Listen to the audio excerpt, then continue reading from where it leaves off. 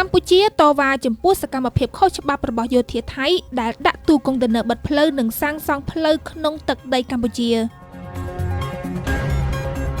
ក្រសួងការបរទេសនិងសហប្រតិបត្តិការអន្តរជាតិកម្ពុជាបានសម្ដែងនូវការតវ៉ាយ៉ាងខ្លាំងជាផ្លូវការប្រឆាំងនឹងសកម្មភាពខុសច្បាប់ដែលធ្វើឡើងដោយកងកម្លាំងប្រដាប់អាវុធរបស់ថៃក្នុងទឹកដីកម្ពុជាដែលថៃបានកាន់កាប់នៅក្នុងការតវ៉ាថ្មីៗនេះកម្ពុជាបានជំទាស់យ៉ាងដាច់អហង្ការចំពោះការរាំងផ្លូវតាមរយៈការដាក់របាំងកុងតឺន័រនិងការសាងសង់ផ្លូវចូលទៅតំបន់មួយចំនួនក្នុងខេត្តឧត្តរមានជ័យនិងខេត្តពោធិ៍សាត់ពលកាលពីថ្ងៃទី5ខែកុម្ភៈឆ្នាំ2026កងកម្លាំងប្រដាប់អាវុធថៃបានដាក់ទូកុងតឺន័របិទផ្លូវនៅទីតាំងចំនួន2កន្លែងក្នុងខេត្តឧត្តរមានជ័យគឺភូមិរត់ចំបៃនិងភូមិអូខ្លាឃ្មុំក្នុងស្រុកអូស្មាច់ពីថ្ងៃក្រោយមកគឺនៅថ្ងៃទី7ខែកុម្ភៈឆ្នាំ2026កងកម្លាំងប្រដាប់អាវុធថៃបានចាប់ផ្ដើមសាងសង់ផ្លូវមួយខ្សែ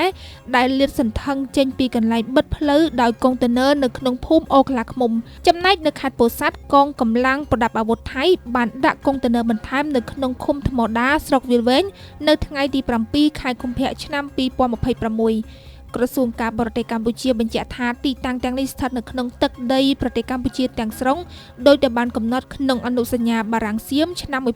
1907និងសន្ធិសញ្ញាឆ្នាំ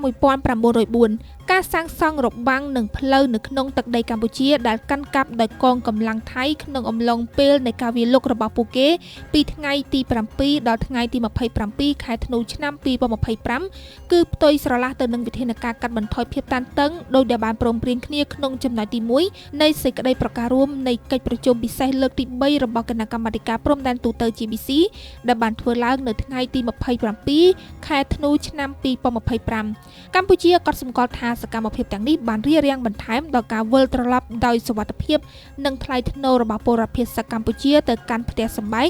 និងទ្រព្យសម្បត្តិរបស់ពួកគេហើយជាការប៉ុនប៉ងដោយចេតនានៅក្នុងការកំណត់ឡើងវិញនៅបរិយាកាសសន្តិសុខនិងបង្កើតស្ថានភាពថ្មីនៅលើទីតាំងជាស្ដែងនៅក្នុងតំបន់ដែលស្ថិតក្រោមការកាន់កាប់ដោយខុសច្បាប់របស់ប្រទេសថៃដែលជាការរំលោភលើគោលការណ៍ជាមូលដ្ឋាននៃធម្មនុញ្ញអង្គការសហប្រជាជាតិនិងធម្មនុញ្ញអាស៊ានគួរឲ្យដឹងថាក្រសួងការបរទេសកម្ពុជាកាលពីថ្ងៃទី4ខែកុម្ភៈបានតវ៉ាជាផ្លូវការប្រឆាំងនឹងការដាក់ទូកុងតឺន័រចំនួន3នៅថ្ងៃទី3ខែកុម្ភៈឆ្នាំ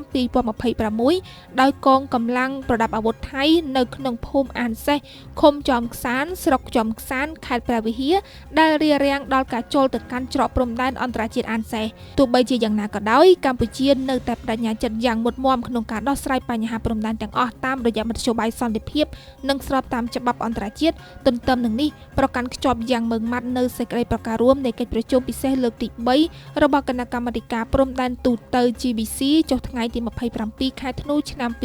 2025និងកិច្ចព្រមព្រៀងទ្វេភាគីពាក់ព័ន្ធផ្សេងៗទៀត